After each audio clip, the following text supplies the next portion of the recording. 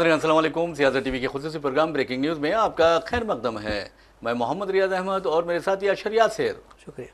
बहरहाल नाज़रीन, जहाँ तक खबरों का सवाल है, आपको इंटरनेशनल लेवल पर अगर देखें तो ट्रंप के जो हालात हैं वो ऐसा लगता है कि अब जवाल की जानिब रवां हैं। यानी ट्रंप के ख़राब दिन आने वाले हैं और ख़राब दिन शुरू भी हो चुके हैं, क्योंकि एलन मस्क उनसे जब से अलहदा हुए हैं उनके खिलाफ कोई ना कोई इल्ज़ाम आयद किया जाता रहा है। और ख़ास तौर पर आप देखेंगे कि जो कमसिन बच्चों के जिनसी इस्तेसाल का सवाल है, इस सिलसिले में एक बदनाम ज़माना जेफरी एस्टीन जो है उसके बारे में कहा जाता है कि ट्रंप के बेहतरीन ताल्लुकात थे उसके साथ। तो इसका मतलब ये हुआ कि ट्रंप के किसके किसके साथ ताल्लुकात है। और ये भी सवाल किया जा रहा है कि क्या एप्स्टीन के जो जराइम हैं उसमें ट्रंप भी मुलविस थे। और क्योंकि ट्रंप, आपको बता दूं कि एक तो एप्स्टीन के बारे में आपको बताना ज़रूरी है कि एप्स्टीन न सिर्फ एक फाइनेंसर था बल्कि उस पर छोटे बच्चों यानी कमसिन बच्चों के साथ जिनसी यानी फेल अंजाम देने और जिनसी बेरारवी का इल्ज़ाम भी आयद किया गया था। तो बहरहाल एलन मस्क ने ये इल्ज़ाम आयद किया कि ट्रंप हमेशा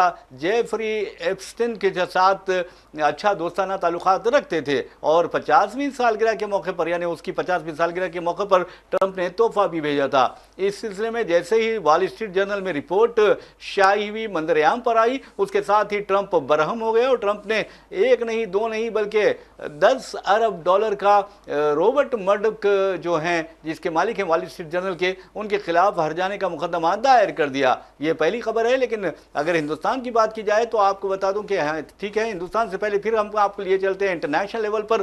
फ़लस्तीन के बारे में बताते हैं कि इसराइल के ताज़ा तरीन हमलों में कम अज़ कम 40 फ़लस्तीनियों ने जाम शहादत नोश किया है। तो इसका मतलब यह है कि इसराइल की दरिंदगी का सिलसिला जारी है, लेकिन दुनिया में किसी में हिम्मत नहीं है कि इसराइल को और अमेरिका को इस कत्लेआम से, इस नस्ली तथहीर से और इस नस्ल कुशी से रोक सके। तो बहरहाल अब अक़वाम मुत्तहिदा हो या दूसरी आलमी इदारे हो, ख़ासतौर पर आलमी अदालत इंसाफ हो या ICC हो, कोई भी अब ट्रंप को या फिर नेतन्याहू को रोक नहीं सकता।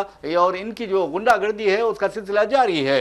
लेकिन हिंदुस्तान में अगर आप देखेंगे, ब्रेकिंग न्यूज़ की बात करते हैं, तो फिर आप अंदाज़ा लगाइए कि किस तरह कावड़िया जो यात्रा है वो तबाही व बर्बादी मचा रही है। ख़ास तौर पर आप देखेंगे कि कुछ घंटे कबल KFC जो अमरीकी फूड चेन है उस पर कावड़ियों ने ज़बरदस्त हमला किया, वहाँ तोड़ फोड़ मचाई और उनके खिलाफ FIR भी पहली मरतबा दर्ज की गई है। और इसलिए दर्ज की गई है क्योंकि ये अमेरिका का मामला है। अमेरिका के बारे में अगर आप देखेंगे, योगी तो दूर की बात है, हमारे मोदी जी भी ट्रंप के सामने ज़बान नहीं खोलते। ये हकीकत है, कोई झूठी बात नहीं है या फिर आए बादशाही नहीं है। फिर इसके बाद आपको बता दें, लखनऊ लिए चलते हैं। लखनऊ उत्तर प्रदेश जैसी सबसे बड़ी रियासत का दारुल हुकूमत है। वहाँ पर एक 4 साल लड़की का रेप कर दिया गया है। तो योगी और मोदी जिस तरह किनारे लगाते हैं बेटी बचाओ बेटी पढ़ाओ, तो ऐसा लगता है कि अब ना बेटी को पढ़ाया जा सकता है ना बेटी को बचाया जा सकता है। यानी एक मासूम बेटी का सवाल है, 4 साल की बच्ची। अगर योगी को एहसास होता अपने ख़ानदान का या मोदी जी को एहसास होता ख़ानदान का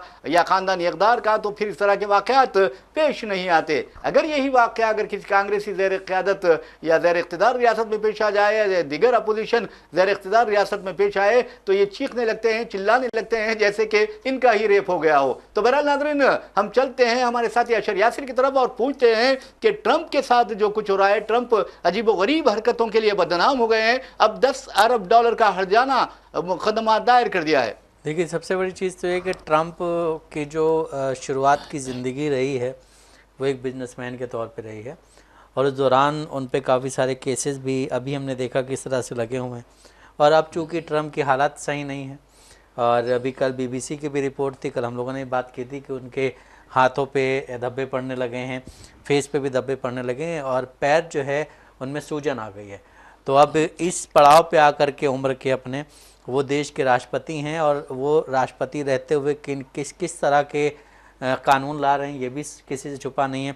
और दूसरी चीज़ ये जो है, जब आप के ऊपर पिछले वाले आरोप लगाए जाते हैं तो आपका मनोबल डाउन होता है। आप चाहे राष्ट्रपति हों, चाहे आप जिस भी पोस्ट पे हों, लेकिन जब आप पे वो पिछले इल्ज़ामात लगाए जाते हैं और उसको लगाने वाले कोई मतलब बहुत दूर के नहीं, कोई आपके जानने ही वाले होते हैं, क्योंकि एक बिजनेसमैन के काफ़ी सारे रिलेशंस होते हैं, उससे कहीं ना कहीं ट्रंप को एक झटका लगेगा। और जिस हिसाब से आपने बात की कि उत्तर प्रदेश के जो रेप केस की खबर है उसमें अरेस्ट कर लिया गया एक बंदे को, लेकिन सबसे बड़ी चीज़ ये है कि उत्तर प्रदेश के मुख्यमंत्री योगी आदित्यनाथ ने कल ही एक बयान दिया था और उसमें उन्होंने कहा था कि कांवड़ियों को द्रव्य और आतंकवादी कहना गलत है, उनका मीडिया ट्रायल होना गलत है। साथ ही योगी आदित्यनाथ ने यहाँ पे फिर वही अपना धार्मिक और जो दो समुदायों का आपस में लड़ाने वाला जो काम है वो शुरू कर दिया। उन्होंने कहा कि जब ताज़िए का जुलूस निकाला जाता था तो उसमें किस तरह के तलवार वगैरह का यूज़ किया जाता था वो सब हमने बंद करवा दी, क्योंकि इस दौरान जो राज्य की बहन बेटियां थीं, महिलाएं थीं, वो घर से नहीं निकल पाती। तो अभी जो हाल है इस वक्त उत्तर प्रदेश का, उत्तर प्रदेश में आप देखिए जहाँ पे कांवड़ियों के लिए जो रास्ता रखा गया है वहाँ पे अभी तक जो खबर आई हैं उसमें 3 महिलाओं को पीटा जा चुका है, कई गाड़ियों को ख़राब किया जा चुका है, कई ढाबों को नुकसान पहुँचाया जा चुका है। यहाँ तक कि एक रिक्शे वाला जो गरीब इंसान है, अपने घर के अपने बच्चों के लिए रोज़ रिक्शा चलाता है, उसके भी रिक्शे को नहीं तोड़ा गया है। तो इन सब चीज़ों को बयान करके उत्तर प्रदेश के मुख्यमंत्री, जहाँ पे डेवलपमेंट की बात आती है, जहाँ पे उत्तर प्रदेश को आगे बढ़ाने की बात आती है, जहाँ पे शिक्षा की बात आती है, वहाँ पे उत्तर प्रदेश के मुख्यमंत्री योगी आदित्यनाथ चुप हो जाते हैं।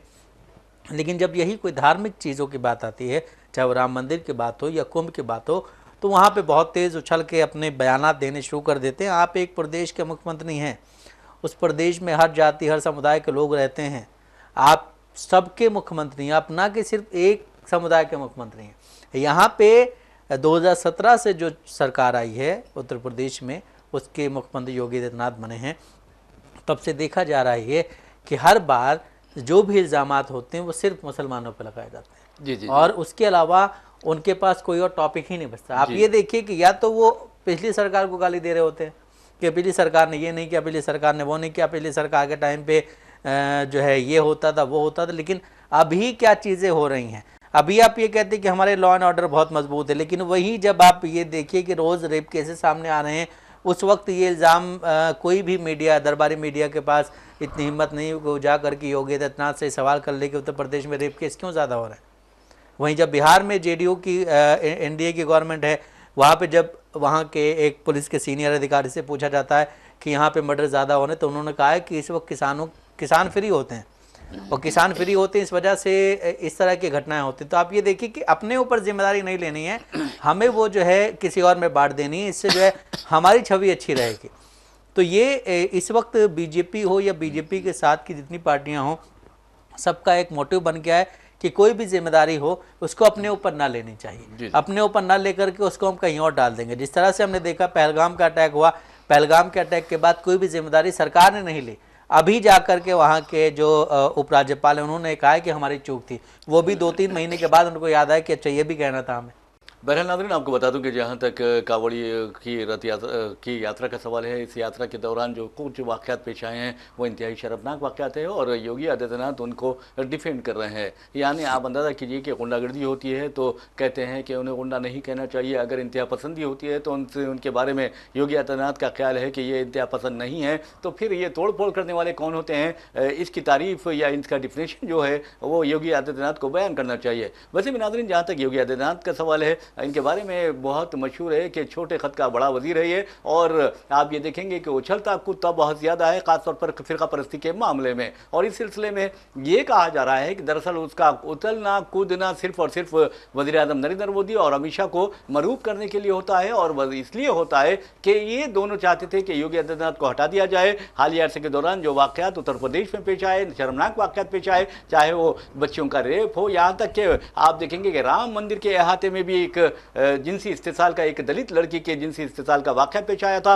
उस पर भी पर्दा डाल दिया गया। लेकिन हाथरस में जो कुछ हुआ, आप देखेंगे कि जात पात की बुनियाद पर हुआ, वहाँ पर किस तरह एक दलित लड़की के साथ इज्तिमाई इस्मत रेजी की गई, उसकी हड्डियाँ तोड़ दी गई और फिर उसकी मौत भी हो गई। और यहाँ तक कि ज़िले इंतज़ामिया ने जो दलितों के मजहबी रसूम होते हैं उसके तहत रात के औकात में आखिरी रसूमात अंजाम नहीं देती लेकिन दी जाती, लेकिन इन इंतज़ामिया के दबाव में उसी के खेत में उस बच्ची की आखिरी रसूमात अंजाम दी गई रात के पहर में। तो इसका मतलब यह हुआ कि आप ना मजहब को मानते हैं और ना आप किसी और चीज़ को मानते हैं, बल्कि अपने इख्तिदार को ही आप सबसे ज़्यादा अहम मानते हैं। और जहाँ तक आज के जो खबर हमने सुनाई कि 4 साल लड़की का रेप किया गया है ये लखनऊ में, तो उसके लिए क्या जिम्मेदार हैं योगी आदित्यनाथ, ये भी एक सवाल है। लेकिन उन पर शक करना अलग बात है। लेकिन इसलिए हम कह रहे हैं कि जो बहैसियत चीफ मिनिस्टर तुम ही जिम्मेदार होते हो वहाँ की अच्छाई की, वहाँ की बुराई की। लेकिन अगर कोई बुरा काम होता है, अगर कोई जुर्म होता है तो आप, या अगर कोई खामी होती है तो आप उससे पहलू तही करते हैं और जिम्मेदारी नहीं लेते, और अगर कोई अच्छा काम होता है तो वो जिम्मेदारी फौरी लपक कर ले लेते हैं, उचक कर ले लेते हैं। तो ये बहुत गलत बात है, ये गलत रुझान है, और ख़ास तौर पर बीजेपी कायदीन को इस पर गौर करना चाहिए, आरएसएस को इस पर गौर करते हुए इनको डिक्टेट करना चाहिए, क्योंकि आरएसएस ही के डिक्टेट पर ही ये हुकूमत चलती है, आरएसएस के हुक्म पर ये हुकूमत नाचती है, इसमें कोई दो राय नहीं है। अगर दो राय है तो फिर वज़ीर आज़म नरेंद्र मोदी को और बीजेपी वालों को इसकी तरदीद करनी चाहिए कि हम आरएसएस के ज़ेर असर नहीं है, ना आरएसएस का हुक्म मानते हैं। अब अंदाजा लगाइए कि आरएसएस सरबराह मोहन भागवत जो कहते हैं उस पर बीजेपी को अमल करना जरूरी हो जाता है। अब देखना यह है कि क्या बीजेपी 75 साल के उसूल पर, यानी जो कोई लीडर 75 साल की उम्र मुकम्मिल कर लेगा उसे ठिकाने लगा दिया जाएगा, किनारे यानी कर दिया जाएगा, ये जो उसूल पाया जाता है जैसे कि अडवाणी के साथ हुआ, तो मैं समझता हूं कि मोदी जी भी अब बाहर का रास्ता देखने वाले हैं। अब यह मुकाबला बीजेपी और आरएसएस में है, और ये भी कहा जा रहा है कि दोनों के दरमियान तनाव की कैफियत पाई जाती है, और आरएसएस पूरी तरह बीजेपी पर असरअंदाज हो रही है। और ख़ास तौर पर उसका कहना है कि अब बीजेपी का जो सदर होगा वो बुनियादी तौर पर यानी ग्रास रूट लेवल से काम करने वाला होगा, और वो दौलत की तरफ नहीं जाएगा बल्कि अवाम की खिदमत का रिकॉर्ड रखने वाला होगा। तो इसका मतलब ये होगा कि अब जो बीजेपी का अगला सदर होगा कोई औरत नहीं होगी बल्कि आरएसएस का दिया हुआ एक कारिंदा होगा। बिल्कुल सही। आरएसएस का जिस हिसाब से इतना दखल अमल रहता है बीजेपी में, तो योगी आदित्यनाथ जो हैं वो भी आरएसएस की बदौलत मुख्यमंत्री बनाए गए हैं। और उसके बाद फिर आप देखिए कि काफ़ी सारे ऐसे कानून बनाए जाते हैं, काफ़ी सारे ऐसे बिल बनाए जाते हैं जो कि ये कहा जाता है कि ये नागपुर से बन के आए हैं, और ये इसमें कोई दो राय नहीं होती, क्योंकि रीज़न ये होता है कि जब भी नागपुर से या ऐसी चीज़ें आती हैं तो उसको बहुत जल्दी लागू करने की कोशिश की जाती है ताकि वो लोग नाराज़ ना हो। वो नाराज़ हो गए दिक्कत हो जाएगा। जिस तरह अभी हमने देखा कि 2024 के उसके लोकसभा चुनाव में ऐसा कहा जा रहा था कि आरएसएस से नहीं बन रही है, तो उस दौरान बीजेपी 240 पे सिमट गई थी। तो उसके बाद भी ये कयास लगाए जा रहे थे कि कब तक इनकी बन पाएगी, तो फिर बनी, तो फिर महाराष्ट्र में इनकी सरकार बन गई। ये सारी चीज़ें चलने के साथ ही सर, लेकिन एक चीज़ सबसे महत्वपूर्ण ये है कि क्या आरएसएस ये नहीं चाहता है कि जो दलित बच्चे हैं या जो गरीब बच्चे हैं वो तालीम हासिल करें? क्या आरएसएस ये नहीं चाहता है कि देश जो है डेवलप्ड हो? क्या आरएसएस ये नहीं चाहता है कि रोड अच्छी हो? क्या आरएसएस ये नहीं चाहता है कि हमारे यहाँ की जो स्वास्थ्य व्यवस्था है वो अच्छी हो? आरएसएस, अगर आप आरएसएस की इतनी मानते हो, आरएसएस को इतनी ज़्यादा तरजीह दी जाती, तो आरएसएस को इन सब चीज़ों पे भी बात करनी चाहिए। महिलाओं के साथ अत्याचार हो रहे हैं, 4 साल की बच्ची, 2 साल की बच्ची, 3 साल की बच्ची के साथ ऐसी ऐसी घटनाएं सामने आ रही हैं जो सोच के ही शर्म आ जाती है। उन सब चीज़ों पे आरएसएस क्यों नहीं बोलता है? आरएसएस के लिए सिर्फ बोलना कि इस देश में कहीं ना कहीं देश को तोड़ने वाली चीज़ें हैं उस पर अमल किया जाता है, लेकिन क्या आरएसएस ये नहीं बोलता होगा कि देश में जो है कानून व्यवस्था अच्छी होनी चाहिए? क्योंकि अगर आप किसी एक ऑर्गेनाइजेशन से इतने अटैच हैं और आप उस ऑर्गेनाइजेशन की इतनी चीज़ें मानते हैं, तो हमें लगता है कि देश के प्रधानमंत्री को आरएसएस के प्रमुख मोहन भागवत के साथ बैठ करके इन सब चीज़ों पे बात करनी चाहिए कि हमारे देश के माशी हालात कैसे ठीक होंगी, हमारे देश की जो एजुकेशन पॉलिसीज़ है वो क्या होंगी, और किस तरह से एजुकेशन हर घर पहुँचेगी, और फिर उसी तरह से हेल्थ सिस्टम किस तरह सही होगा। इन सब चीज़ों पे बात ना होकर के आप देखिए योगी आदित्यनाथ हों, बीजेपी के काफ़ी सारे लीडर्स ऐसे हैं जो सिर्फ धर्म की राजनीति करते हैं, एक भाई से दूसरे भाई को तोड़ने वाली राजनीति करते हैं, ये सिर्फ देश को तोड़ने की राजनीति करते हैं। अगर देखा जाए तो यही है। लेकिन अगर इस देश को जोड़ने की बात की जाए तो उसमें आप देखिए कि अगर कोई देश इस तरह का होगा जहाँ पे ये भेदभाव ना हो कि आप किस बरादरी से आते हैं, आप किस जाति से आते हैं, आप किस धर्म से आते हैं, तो उस देश में तरक्की होनी बहुत आसान हो जाएगी। उस देश में तरक्की भी होगी, क्योंकि आप ये देखिए कि एक दुकान है, एक बिजनेसमैन है जो ये नहीं देख रहा है कि हमारे यहाँ वर्कर जो काम करने वाला वो किस जाति से है, किस धर्म से है। जी हाँ, अगर इस तरह की चीज़ें चलेंगी तो एक ऑर्गेनाइजेशन तरक्की करता है उसी वजह से। लेकिन जब एक प्रदेश या एक देश में इस तरह की चीज़ें होंगी कि भाई उनसे सामान मत खरीदो, या फिर उनका कोई जुलूस निकल रहा है तो उसमें जो है पूरा 15-20 दिन के लिए रोड जाम कर दी जाएगी, यहाँ 5 मिनट के लिए नमाज़ पढ़ने के लिए लात मार के उठाया जाता है लोगों को कि नमाज यहाँ क्यों पढ़ रहे हो, इस तरह की चीज़ें जब सामने आती हैं तो जाहिर सी बात है एक जो समुदाय है वो आपसे नाराज़ हो जाएगा। बहरहाल मैं आपको बता दूं कि जहाँ तक उत्तर प्रदेश का सवाल है या आरएसएस का या बीजेपी का सवाल है, तो आप देखेंगे कि किस तरह उनके दरमियान इख्तलाफात भी मंजर-ए-आम पर आ रहे हैं। फिलवक्त अब सदर बीजेपी के मसले को लेकर आरएसएस और बीजेपी के दरमियान ठन गई है, लेकिन आरएसएस जो कहेगी वही होगा, ये हमें यकीन है और इस बात के कई सबूत आपको मिल भी चुके हैं। लेकिन जहाँ तक आरएसएस का सवाल है, अगर आरएसएस में हिम्मत है तो हिंदुस्तान आज देखेंगे कि शराब में डूबा हुआ है और शराब नोशी के नतीजे में कई यानी डोमेस्टिक वायलेंस, घरेलू तशद्दुद के वाक़यात पेश आ रहे हैं, ख़वातीन के कत्ल के वाक़यात पेश आ रहे हैं, बच्चों के खुदकुशी के वाक़यात पेश आ रहे हैं। और आरएसएस में अगर दम है तो हिंदुस्तान में शराब बंदी करके दिखाए,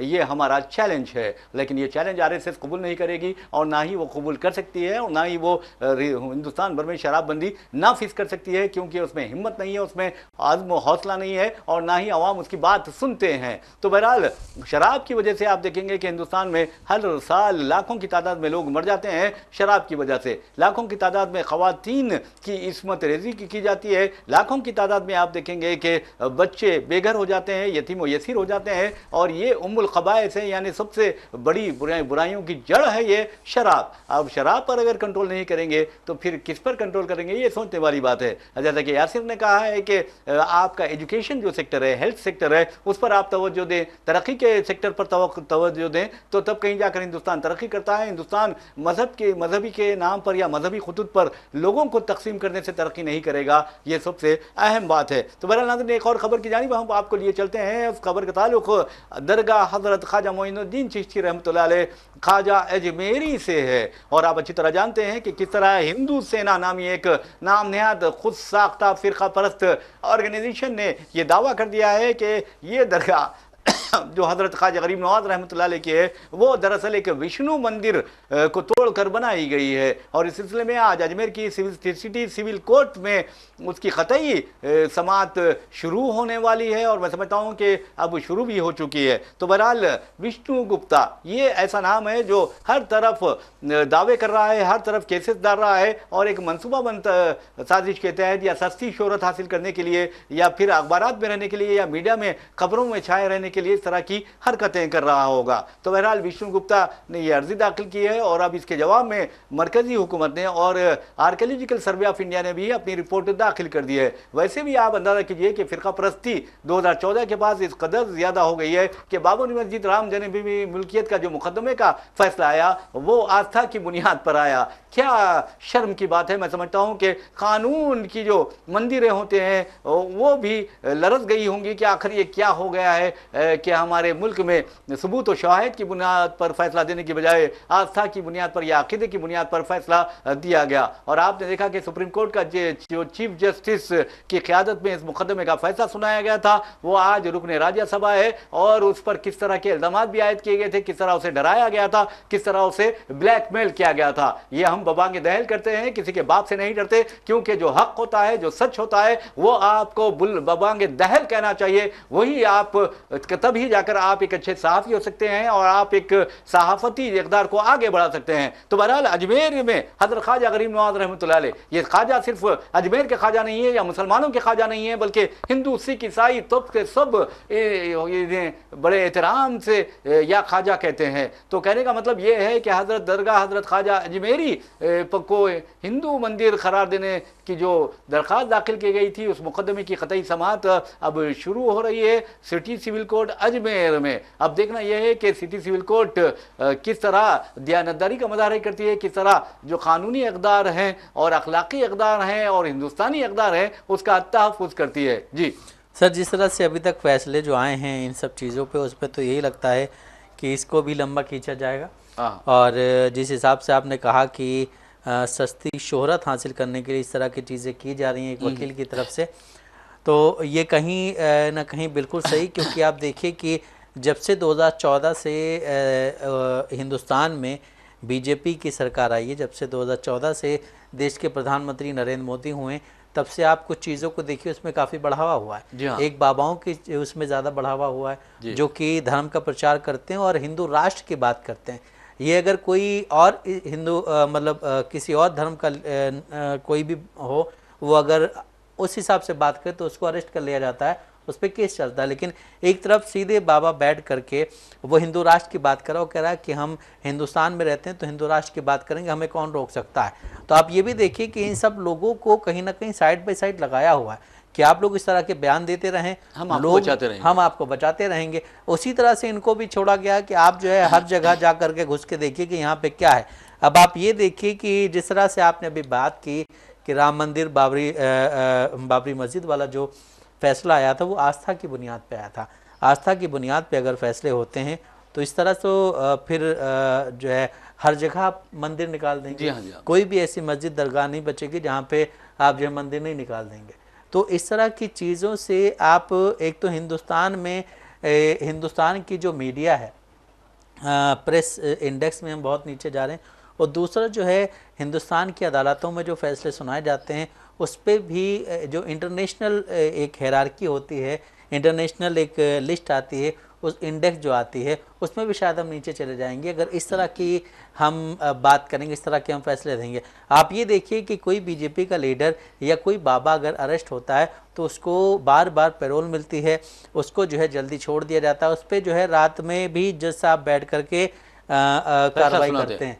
लेकिन वहीं जब आप देखिए दिल्ली दंगों के समय 4-5 लोग अभी भी जेल में, शर्जील इमाम है, उमर खालिद और पता नहीं 3-4 लोग और हैं, उन लोगों की अभी तक कोई सुनवाई नहीं हो रही, उनको जमानत ही नहीं मिल रही है। तो आप ये भी देखिए कि अदालत भी जिस तरह बोला जाता है कि अदालत जो है निष्पक्ष होती है, अच्छे से जांच करती है, तो आप इन पे फैसला भी सुनाइए। लेकिन देखिए अदालत कानून अंधा होता है ये कहा जाता था, और जो कानून की देवी होती है उसके आंख पर एक कपड़ा ढाप दिया जाता था या कपड़े से बंद कर दिया जाता था, लेकिन वो कपड़ा भी निकाल दिया गया है। उसके बावजूद भी क्या शर्जील इमाम के साथ जो नाइंसाफ़ी हो रही है वो कानून नहीं देख रहा है, या फिर उमर खालिद के साथ जो नाइंसाफ़ी का सिलसिला जारी है, क्या कानून को वो नज़र नहीं आता? या फिर जो बेकसूर मुसलमान आज दिल्ली फसादात के सिलसिले में जेलों में बंद है, बरसों से बंद है, तो क्या कानून को उनकी ये हालत दिखाई नहीं देती? ये सबसे अहम बात है। अब अंदाजा कीजिए कि अगर ये दूसरे तबके के लोग होते हैं तो उन्हें फौरी रिहा कर दिया जाता है, और हिंदू राष्ट्र का नारा लगाने वालों को तो बख्श दिया जाता है, छोड़ दिया जाता है, सौ खून माफ कर दिए जाते हैं, और खालिस्तान का अगर कोई नारा लगाता है तो उसको दहशतगर्द करार दिया जाता है और कनाडा में जाकर उसको कत्ल कर दिया जाता है। ये कहाँ का इंसाफ है? अदालतों को भी ये देखना चाहिए और ये सोचना चाहिए कि अगर जो हिंदू राष्ट्र का नारा लगा रहा है वो मुल्क के खिलाफ और मुल्क को तकसीम करने, मुल्क को बांटने की बात तो नहीं कर रहा है। ये अदालतों को सोचना चाहिए, ये अदालतों की जिम्मेदारी है, और अदालतों की जिम्मेदारी अब वक्त आ गया है कि अदालतों को यह जिम्मेदारी का एहसास दिलाया जाए और अदालतों से यह सवाल किया जाए कि आप कई केसों में जो हिंदुत्व के नारे लगाने वाले होते हैं, हिंदू राष्ट्र का नारा लगाने वाले होते हैं, उन्हें सख्त यानी रिमार्क्स और हिंदू मुस्लिम में फूट डालने या फरका वाराना हमवागी को नुकसान पहुंचाने के बावजूद फौरी जमानत देते हैं। यहां तक कि कई ऐसे बाबा हैं जो कत्ल और गारतगिरी के इल्जाम उन पर साबित हो चुके हैं और सजा काट रहे हैं, उन्हें बार बार पैरोल पर रिहा कर दिया जाता है। लेकिन उमर खालिद हो या फिर शर्जील इमाम हो, वो जेल में सड़ते रहते हैं। क्या अदालतों को यह दिखाई नहीं देता? अदालतों को यह देखना जरूरी है, वरना आज अदालतें ही बचे हुई हैं जिस पर तासुब व जानीदारी का इल्जाम नहीं लगता, जबकि तमाम इदारों पर यही कहा जा रहा है। खुद शरद पवार ने कहा है कि जो मरकजी इदारे हैं वो तमाम के तमाम हुकूमत के इशारों पर नाच रहे हैं। बिल्कुल, बीजेपी के लीडर ने तो कहा था कि अगर सारी फैसले अदालत ही सुना देगी तो हम क्या करेंगे, फिर संसद को बंद कर देना चाहिए। जी। अभी जब वक्फ वाला केस चल रहा था उन पे कोई कार्रवाई नहीं होती है, या आप जो है अदालत पे अगर इल्ज़ाम लगाते हैं और आप जो है बाकायदा टीवी पे आकर के स्पेशल बाइट दे करके इल्ज़ाम लगाते हैं, उस पर कोई कार्रवाई नहीं होती। लेकिन वहीं अगर कोई ज़रा सा भी कहीं गाड़ी टच कर देता है तो उसको अंदर कर दिया जाता है, उसको लोग मारते पीटते हैं, उसके बाद भी उसकी कोई कार्रवाई नहीं होती। एक इंसान जो ये कह रहा है कि हम संविधान के हिसाब से चलेंगे, उसको आपने जेल में बंद कर रखा, उसकी बेल नहीं हो रही है। जी हाँ। तो ये सब चीज़ें हिंदुस्तान में चल रही हैं, हम इसी हिंदुस्तान में रहते हैं ना। अरे एक डीएसपी के बाद ठहर कर, एक आईपीएस ऑफिसर के बाद ठहर कर बीजेपी का एक लीडर जो अब एमएलए बन चुका है, वो कहता है कि अगर आप कुछ नहीं करेंगे तो हम करेंगे, तो कानून को हाथ में ले लेंगे। इस तरह की धमकियां देता है। वो आज आज़ाद है तो ये शर्म की बात है कानून के लिए भी, अदालतों के लिए भी और हुकूमतों के लिए भी। बहरहाल नाज़रीन, इसी के साथ हम अपना प्रोग्राम ब्रेकिंग न्यूज़ इख्तिताम को पहुंचाते हैं। अपने मेज़बान मोहम्मद रियाज अहमद और मेरे साथी अशर यासिर को इजाज़त दीजिए। इंशाल्लाह फिर मुलाकात होगी, फिर बात होगी। तब तक के लिए अल्लाह हाफ़िज़।